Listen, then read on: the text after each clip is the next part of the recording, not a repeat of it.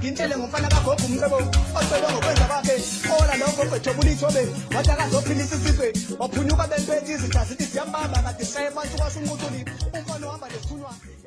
Ngicela ningangihluleli ngoba kade ngicela usizo ningangilaleli. Lengane ngiyayihushula ngoba vele isayihlwili kayinamphefumulo. Mina kanginawo amandla okuletha umuntu emhlabeni engazi ukuthi uzolala edleni makubanda kumele agqokeni. Ubaba akho ubhizi ugijimisa amantombazane emgaqweni kusobala ukuthi ingane yami ubhekeni yogcina ngokuzwa kwamakhelwane.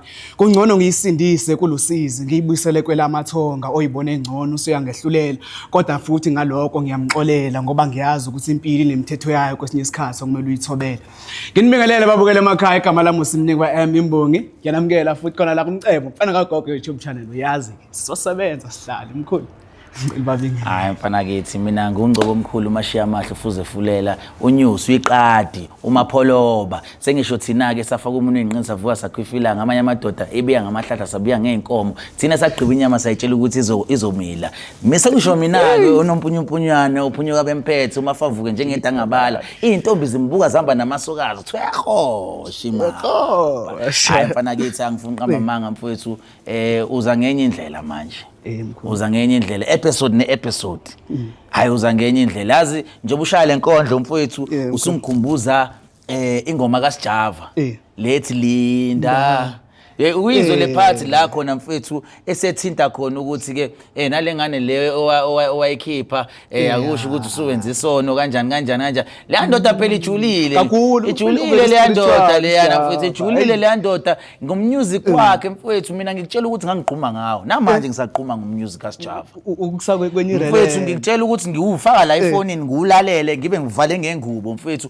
ngizizwe ngena kwenye indawo mfethu ngakusasa ngizibone sengiphila ngumqemane Landa amandla mfethu ngilanda amandla indlalifa nje ujama kasibani kuthiwani ujama kaSjava njalo mfethu ibongo zakhe zimnandi uyayibongela leyansizwa leyansizwa mfethu mfethu yazi mkhulu ukubona mhlambe kwesinye isikhathi uthola umuntu uthi mina izinto zami zihamba kahle kodwa mangike ngaqala ngathi ngibase kubudlelwaneni izinto zami zivele zibhede kanjani kuyenzeka mhlawumbe mkhulu idlozi libe nesikhwele ngomuntu mfowethu ngingasho ukuthi ziningi izinto ezingase zenze ukuthi ungaphumeleli mhlambe uqondana nabanye abantu abathize izinto engisho ngokusho kanjalo mfowethu ungenzeka kube idlozi eselikubonele ngale la ungakwazanga wena ukuthi ubone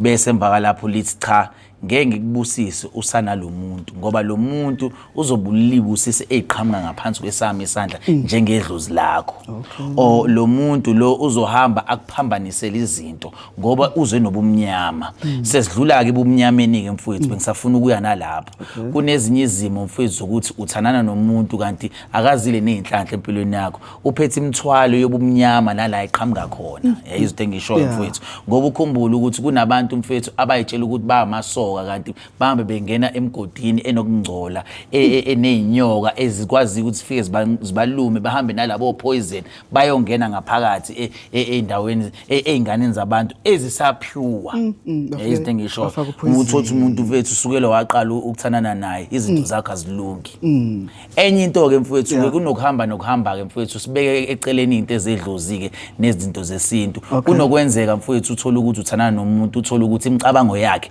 ayikho positive so lo muntu meza nomkhathazo wakhe nokucikeka nokuphatheka kabi kwasemhlabeni mfowethu kuhamba kucindezele kwayo wena ngoba lo muntu anganayo injabulo yena ewuyena so umuntu onganayo injabulo ugcine senza wena ukuthi nawe ungajabuli uzibone usucindezele so ingakho mfowethu kufuneke umuthana nomuntu uzihlole ukuthi njengoba unalowo muntu impilo yakhe shifte kangakanani uyisemuva nomuyisa phambili izinto engishoyo emuhle njalo mfethu kukhona abantu uthola ukuthi umuntu muhle uphelile uqedile mfethu kodwa uhamba noSathane uSathane ngendlela ambambe ngakhona wena ubona ikhiwani kanti linempethu izinto engishoyo umuthi uyaluma lelikhiwani usuluma impethu uqobolwayo hlafa impilo yakho mfethu iguquke mfethu ingabi yinhle. So lento ikaningi mfethu kunesinye isikhathi ukuthi uNkulunkulu unokuyifihla ngabanye abantu. Ngoba ukhumbula ukuthi igolide mnganami awulitholi nje qamama. Ufuna ukuligubhele. Andifuna khona uma uligubhele uyangcola. So ungaze uzitshela ukuthi ubone enye into engathi ingcolile kanti inegolide ngaphakathi. Ingakho ufuna ngesinye isikhathi uma uhlangana nento uzinike isikhathi sokuthi ugubhe ubheke ukuthi kahle kahle ikuphatheleni leyo nto leyo. Kanti leyo nto uthola ukuthi musuthi uyagubhela ngaphakathi inegolide elizokwazi ukuthi likwenze ukuthi uqhakaze nawe impilo yakhe ihleleke. Likuphilise mkhulu. Injalo mfethu. Yazi mkhulu ngikuza ukukhuluma ngokuthi abanye bathwele imithwalo la babuya khona. Kwenzeka kanjani uthola ukuthi mina mhlawumbe kulesibongo engibuya kuso kwakude kudala nabomkhulu bami bengalungi bebefula inkomo kwenza ini umcebo nje ubungekho so lento isize mhlawumbe yaba umkhokha mina ke engiphilayo manje yini mhlawumbe engayenza ukubreaka leyo case le mfethu yabona mina mungibuza ngalowo mbuzo kuyangichaza ngoba emndenini nje futhi ngizokusho lokhu kusabalala akunandaba noma bangakubona emndenini ngokwazi kwami ngumuntu oqala ongasi ngithi nginebhizinisi engasho ukuthi ngiyalikhomba hayi ukuthi nginebhizinisi ngokusho ngomlomo ukuthi kunezinye izinto engihlanganisa nginebhizinisi ngithi nginebhizinisi engilikhombayo ngithi lise mall phakathi yelami nabasebenzi bayasebenza ngaphakathi nje yabo shuthi kahle kahle ngibreake ama barriers ngabreaka ama cases ngenxa yokuthini ngibe outcast ngesinye isikhathi mngani wami ngizokutshela nje sikubeke eceleni ube inyanga ngesinye isikhathi kumele ube nenkani uke nje mfethu ungavumelani nendlela zabanye abantu ngoba nalowo muntu lo webeka umthetho othize mhlawumbe we wrong senihamba emthethweni o wrong yes ngisho nonke bese mva lokhu ufike leyo ngane eyodwa ethi mina cha ngiphuma ngale ndlela le bese iyaliguqula indle ngoba uzukhumbule mfethu mina ekhaya ngizalwa endaweni la kunabalaphi khona kuyalashwa kodwa ngingasho ukuthi ngumlapho okuqala mfethu okwazi ukuthi agqame abone umhlaba wonke ngale ndlela engibona umhlaba ngawo yes ngisho and ngiyiqala lento ngingashiyo mhlawumbe kuthiwa ngangiqamba amanga mawuseyiqala nami nganginako lo ukuthi nginalo ulwazi lokwenza izinto phela mina ngineqiniso kuyo yonke into engiyenza ngisho ukuthi nginalo ulwazi lokwenza izinto ngoba ngangibona isalukazi senza A no B no C angikho sure noma mhlawumbe ngempela ngifit enough ukuthi ngenze lento kanti isalukazi mfethu sihleli kanti namanye amakhehla ahleli kanti nezinye izalukazi zihleli both sides mother side father side yayizo into engisho sengikhuluma isingisi phela ngizoshada umlomo uyaphathisa mfethu ugxolele Emily ipunyuke lento mfethu yabo nje mother side yabo nje mina bese ngimthethisa phela manje ngimtshele mother side but ke mfethu ke lanayo mfethu ke ikanje lento mfethu yabo ukuthi sometimes mngana mele ukuphume emgqeni uhambe uyozimela wena nasebunyangeni ngenze kanjalo angifunanga kuba ile nyanga le ekuthiwa hayi cha ngiyakuhlonipha hayi cha ngifuna ukuthi mfethu ngibe friendly kuwo wonke umuntu uyayibona into engisho ukuthi ngibe accessible yayizinto engisho lana sesikhuluma isingisi ke le esijulile ngibe accessible mfethu ngikwazi ukuthi mfethu nakhona abantu mebefika kumina mfethu bakwazi ukuthi bajabule bahleleke ngokuthi bangichazele zonke inkinga ngokukhuleka bese nami ngikwazi ukuthi ngihlanganise izinkambi ezokwazi ukuthi zimsize umuntu mina mungifica mfethu angithusi ngoba uma ubuka nje bonke abantu mebefika la bafike bathi inhla bese mva lokho bangizwe ngikhuluma bese umuntu usuyaqala uyambona ukuthi uyakhule lento leyo ukuthi izinyanga mele isatshwe ayiphelele emandulo mfethu ngoba into eyenza ukuthi ubunyanga namhlanje kubukwe njengokuthi senze umsebenzi wosathana ingoba babefuna ukusatshwa babefuna ukukhothanyelwa babefuna like akwenziwa kanjalo like kulandela ngephakathi as long nje isipho sikhona abantu bephila angifuni ukuhlonishwa ngifuna ukulapha abantu njalo nje mkhulu asizwe ke labo abaphilayo mkhulu laba sebephilile laba engibaphilisile sibeze ukuthi wena uyayithanda lezi indaba zalabantu kancane nje mfethu wena njalo ungihlohla ngalabantu ukuthi asibafonele kodwa ke mfethu ngizwenze njani ngoba phela ke iYouTube yethu ibheke ngaleyo ukuthi sikhulume amaqiniso, sikhulume ngendlela zokwenza abantu futhi bakwazi ukunethezeka ukuthi bebekhipha imali zabo abazilahli mfowethu bazibeke ezandleni ezisafe, ezandleni zobaba mkhulu ngempela bayatshala mfowethu. So namhlanje kungcono ngoba ayihluphi bese ngana special, so sizoyirana nje kamnandi sibone mfowethu. Ungitshele mfowethu mengaphuma ngingene, mntaka baba ngingene, mfowethu. All right, mhlambe namhlanje ngibanga nenhlanhla yazi phela mfowethu, ithi calling. Ngizozama kabili kuphela namhlanje mfowethu. Ukuthi ke abantu abayibambi sengizoyinikeza wena, mhlawumbe inhlanhla iwelele ngakuwena namhlanje. Ikanje mfowethu yabo. Ngoba nalezi inkondlo liwisha kulezi insuku hayi ngiyabona mfowethu ukuthi cha ujulile mfowethu. Yazi ubuye ungishaye nangaphakathi ngibona ukuthi ezami izona engisaba ukuyikhuluma ngisho ukuthi cha wazayithinta ke lo mfowethu liyada. Mfowethu asiboneni ke la ziyakhona. Lesiyaringa ke. Esehleli kamnandi kanje eshane nepose kodwa waye ngayibamba ifoni. Ngichaza ama profile picture abantu. Uyababona? Mfowethu Hawu. Abantu bami laba mfowethu, abantu bami. Abantu bami laba. Mfethu iyaringa kodwa umntakama waye ngayibamba kodwa Nkosi yami. Hawu. Hayi mfethu anginikeza wena awukuzami na mntakaba. Sikubone mfethu, sikubone. Phela mawukuthi nama ngibatholi kusho ukuthi hayi isivini yaphuma ngomnyango enhlanhla. Othi ngibone. Hayi wena kodwa akuvamisile. Awungene noma ngiphi lapho? Usibo? Uthi ngibone mntaba hayi. Sibone ukuthi usiphatheleni namhlanje. Khona. Hayi. Awuphinde ukugcina mntaba hayi ngisazokunikeza i-chance. Ugcina. Uphinde ukugcina sibone. Asibuye futhi. Ngangena nami kuphi? Awuzeke. Wena ukhetha lezi zinto kazi ezinhle. Ngiyethandi wena. Thokoza gogo. Thokoza mkhulu. Alright salukazi. Right.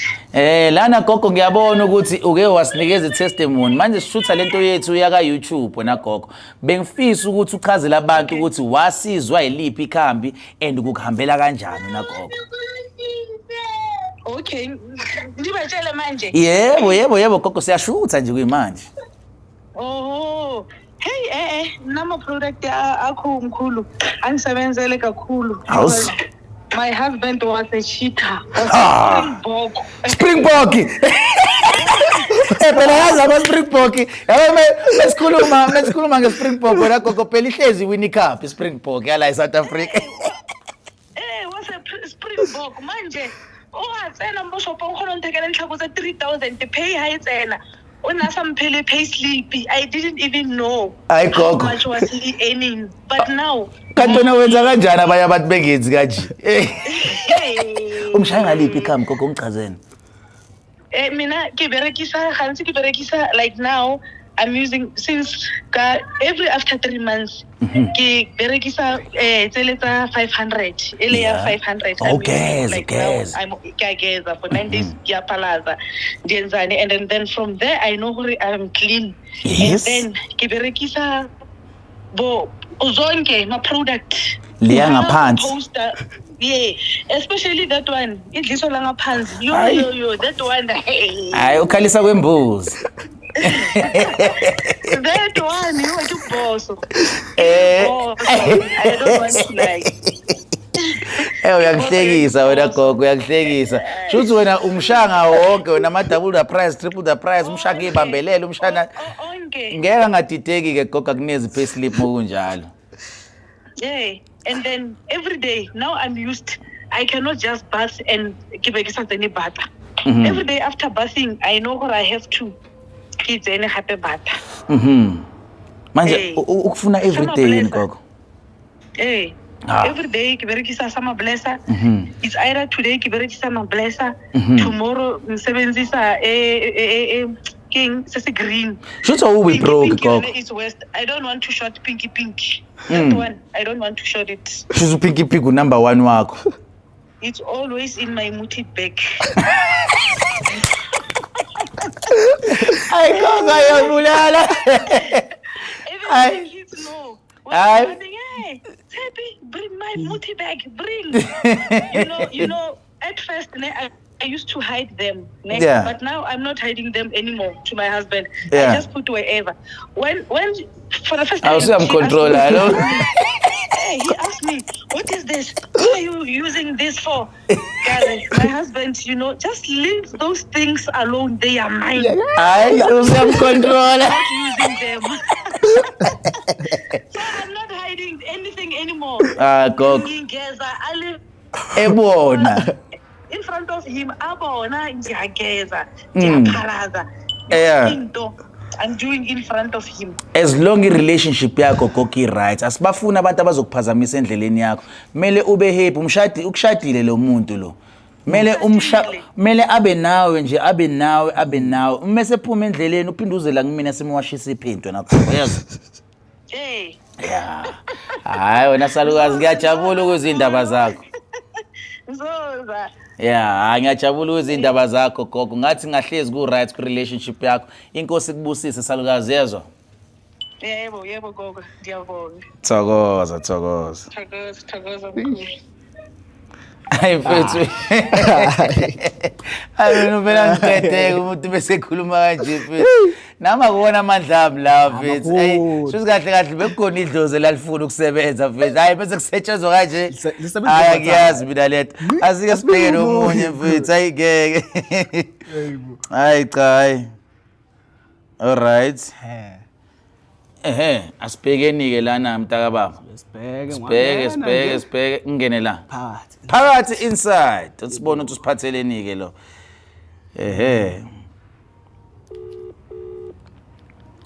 Mengimshwebile lo uzoba wena futhi ozokhetha mntaka baba ngoba manje ngiyabona ukuthi mina angikhethi ngendlela. Awukungikhethele mfowethu, awukungikhethele la. Senze mfowethu, senze sibone. Yeah, sithole nje.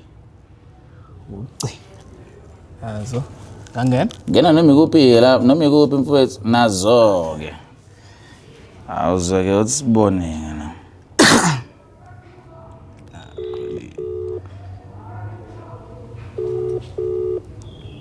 Asho kuyacaca ukuthi asishintshisane yabo. Asishintshisane mkhulu. Okay, yathi ngingene nami ngiboneke mfowethu.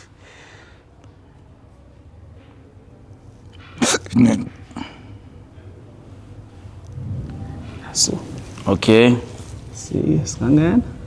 Phakathi inside. Hayi, usibheke omunye sasamfonela. Okay. Usibheke omunye la. Futhi. Phakathi inside. Lo wathi simfonele manje unenhlanhla. Hayi bo, wayenza mfowethu unenhlanhla. Singangena. Alright, hayi. Sizwe ukuthi siphatheleni.